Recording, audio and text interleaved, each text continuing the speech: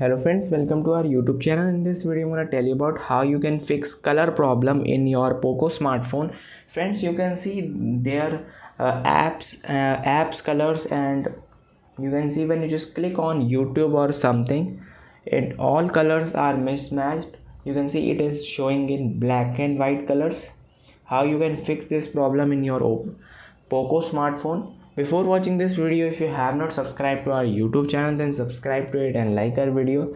So let's start, friends. First you have to open your settings, swipe down, here it is additional settings, click on accessibility, vision, and friends, here it is the color inversion problem.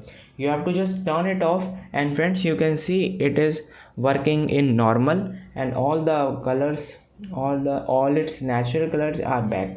I hope you like this video. If you like this video, then subscribe to our YouTube channel for more helpful tips and tricks videos. See you next time.